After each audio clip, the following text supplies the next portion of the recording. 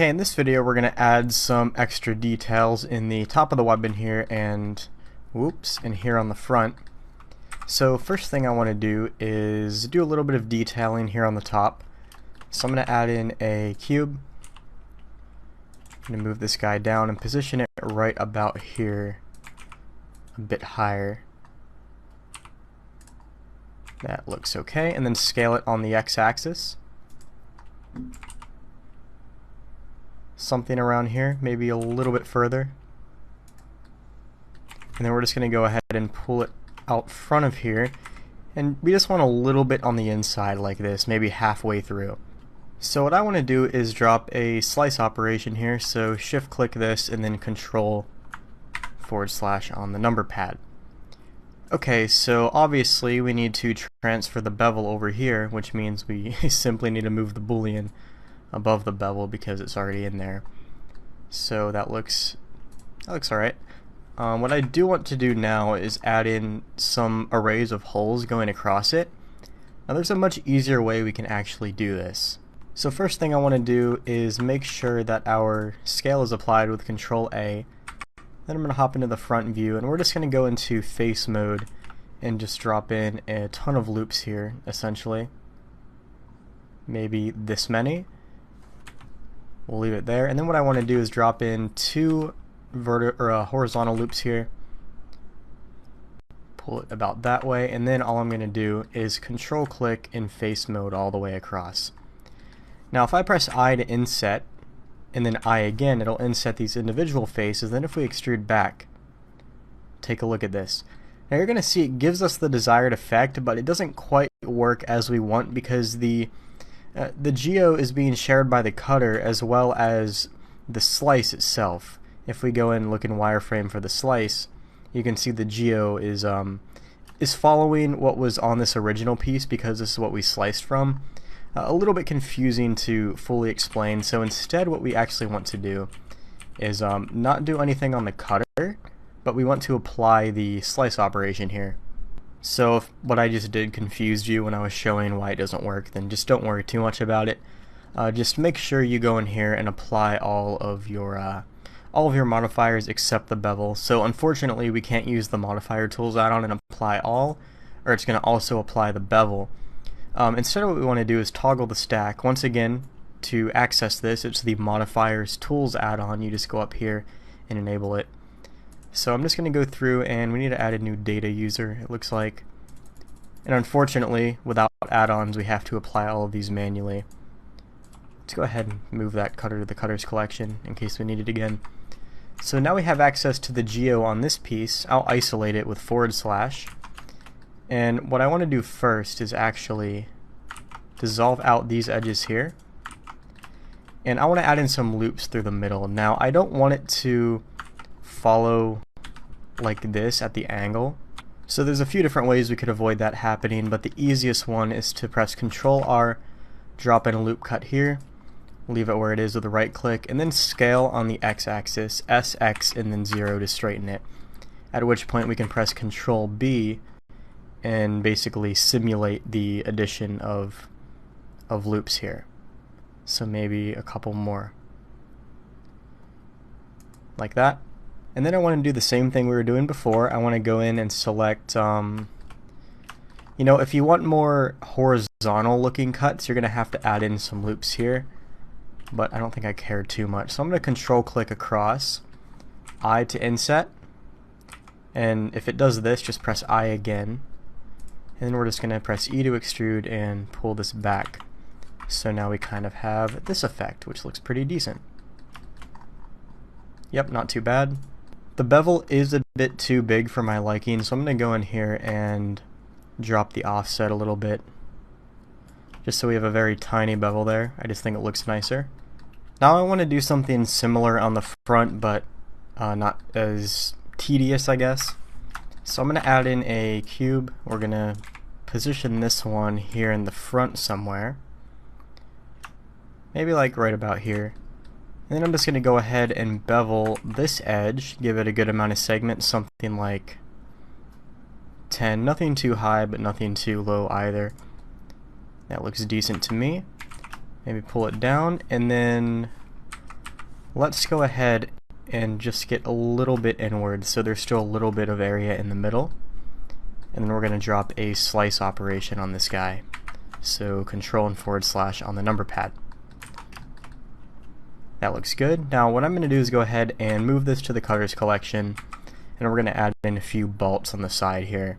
So we can simply press Shift S and then move the cursor to the selected, so that way when we add in a cylinder to add in some bolts, it'll just appear right where the 3D cursor is.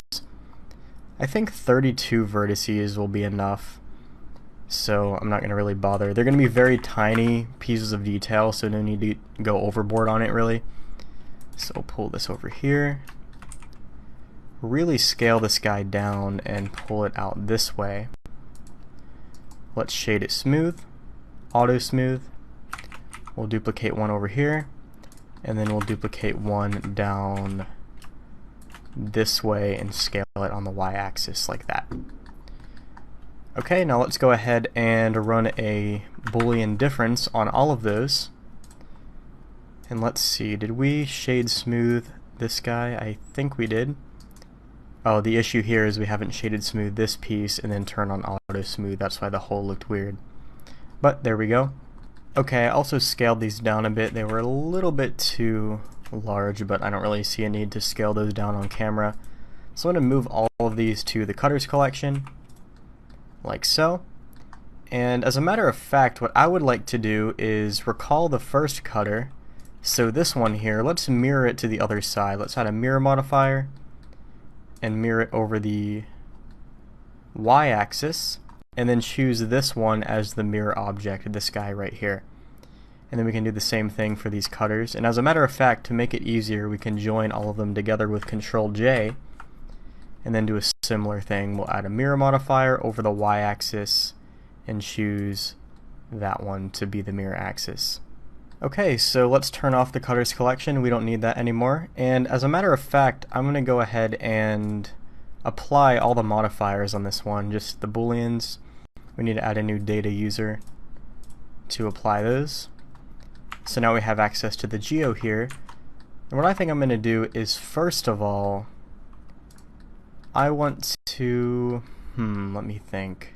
I think I'll bevel this bottom edge here with Control B. As a matter of fact, we can do it to both. Control B, add a nice little bevel there. I like it. Let's do a similar thing with this piece, and as a matter of fact, we'll apply that boolean as well. Let's do another bevel, right to about the same spot. And then let's go ahead and add an actual bevel modifier here. So change it to angle, about 3 segments, and then we'll take on hard and normals, and you're going to see the clamp kicks in almost immediately. So we'll turn off the clamp and then just drop the offset to something lower. Now we have some pretty apparent artifacts here, and you can see that if we were to go into edit mode. They're very easy to fix though. All we have to do is turn on auto merge and slide some of these vertices to a better location, and it'll stop going crazy. Or mostly will stop going crazy. Maybe it won't, in which case we could probably go up here and connect a closer one up like this.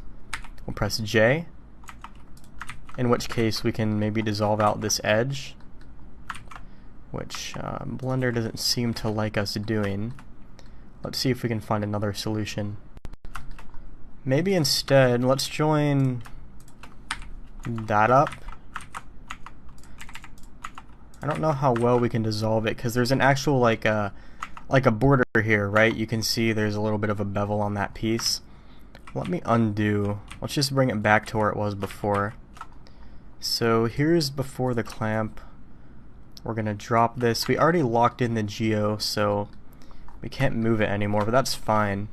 I think the best bet here is to slide this one up, merge those together, merge this one together, and then just drop the bevel just a tad. That'll be a pretty quick fix. And it looks like these connection points aren't giving us too much of a problem, so we're not going to worry too much about that.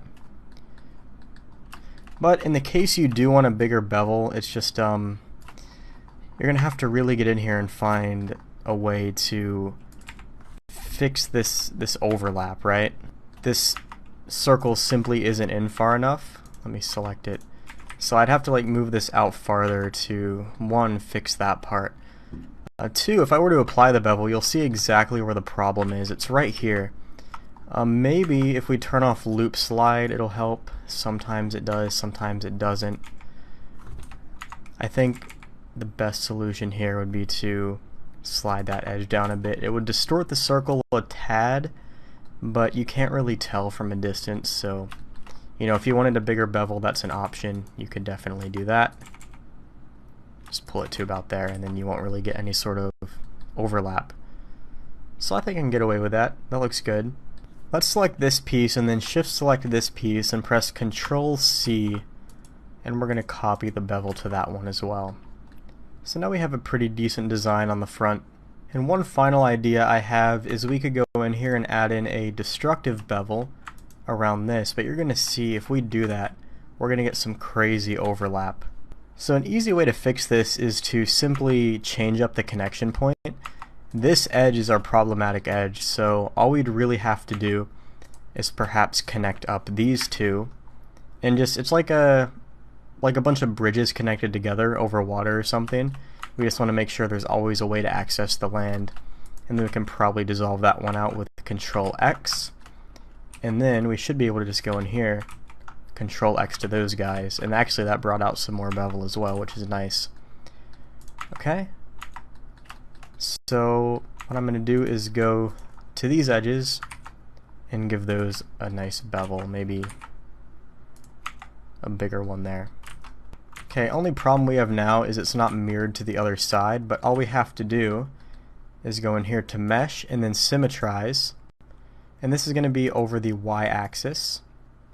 So negative y to positive y, it looks like. You can see it's symmetrizing from this one to this one. That's why all the original geo came back. So instead we just swap to the other one, negative y to positive y. And to do that, you just want to make sure your origin point is directly in the middle, in which case it is. If your origin point was not, all you would have to do is select this piece, press Shift S to move the cursor to this piece, and then you'd go here and set your origin to the 3D cursor, and then the symmetry would work just fine. So now we have a bevel here, we have a bevel on this piece, and I think we're good to go.